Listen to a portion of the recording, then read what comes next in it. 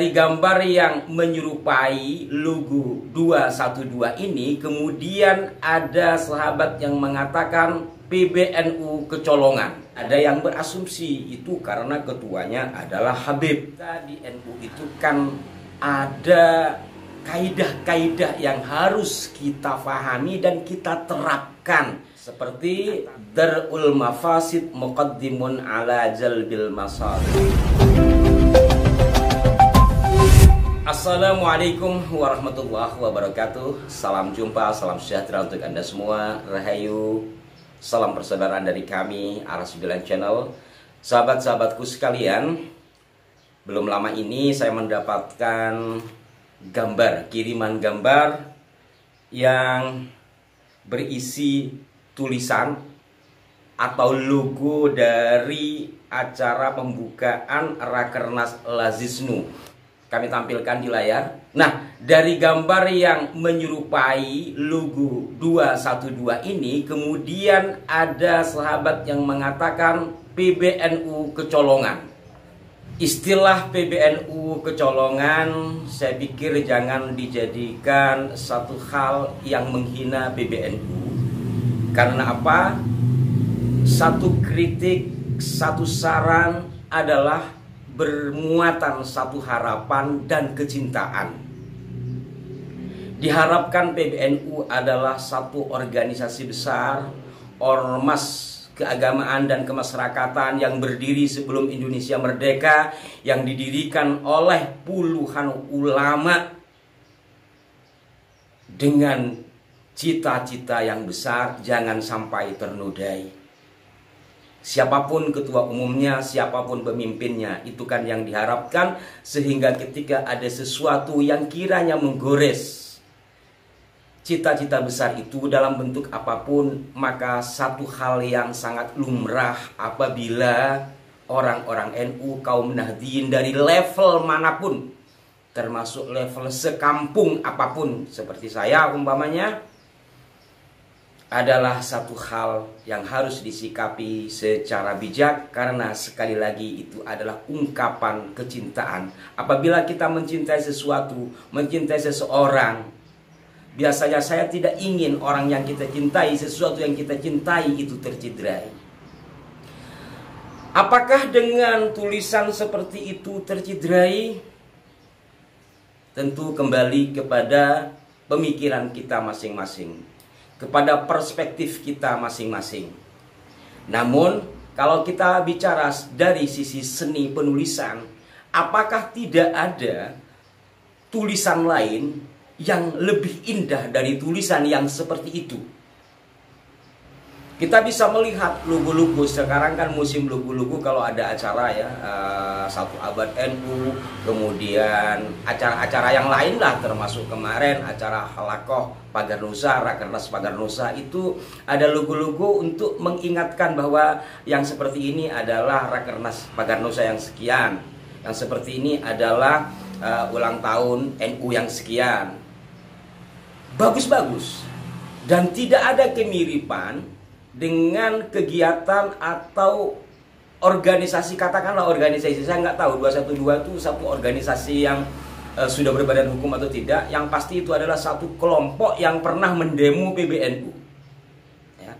Walau ketika demo itu saya kebetulan berhalangan hadir untuk menjaga PBNU karena saya mengantar kakak saya umroh, Gus Nuril, yang saat itu datang tanpa diundang, tapi alhamdulillah berkat Gus Nuril juga diantaranya orang yang mau demo PBNU kemudian pergi bahkan cium tangan Gus Nuril. Kembali lagi kepada pokok permasalahan. Dari sini kenapa kemudian ada asumsi yang mengatakan PBNU kecolongan? Pertama, karena logonya sangat mirip dengan logo 212, foto NU Online. Saya bacakan sekilas juga informasi dari NU Online ini.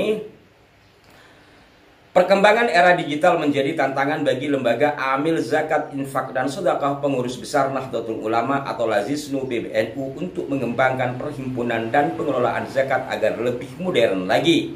Ketua Lazisnu PBNU Habib Ali Hasan Al-Bahar menyampaikan bahwa Lazisnu saat ini berusia 19 tahun dan memiliki cita-cita besar menjadi filantropi Islam terkemuka karena memiliki jaringan berjumlah 248 terdiri dari 207 kabupaten dan kota, 26 provinsi dan 15 negara.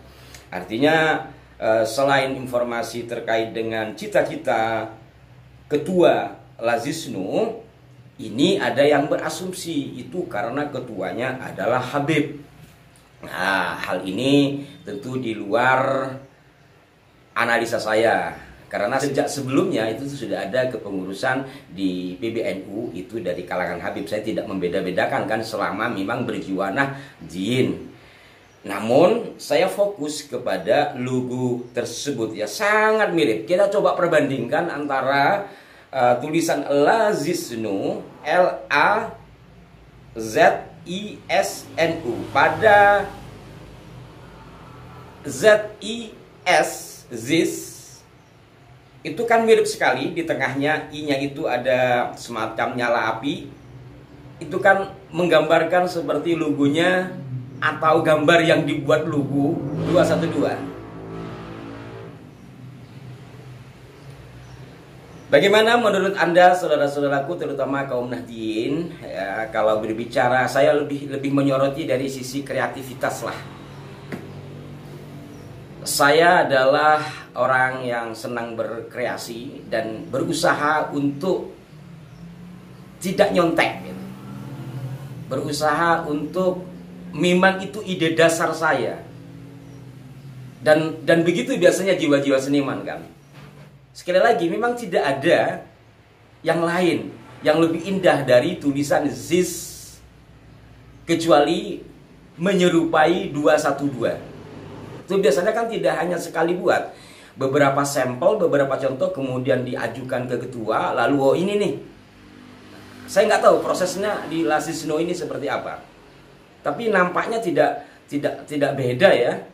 Saya pikir semua sama. Ketika akan membuat satu tulisan, apalagi itu dianggap sebagai logo, maka akan membuat beberapa sampel, kemudian dipilih mana yang paling pas. Satu. Kedua, ada kemungkinan memang sengaja dibuat seperti ini biar menjadi pemberitaan. Apa namanya itu ya, kalau di dalam dunia pemberitaan itu dibuat semacam gara-gara gitu, kemudian akhirnya ramai. Apa saya lupa, udah lama nggak di jurnalistik. Kemungkinan seperti itu sangat mungkin. Artinya akhirnya menjadi pembicaraan yang selama ini Lazisnu tidak dibicarakan orang umpamanya.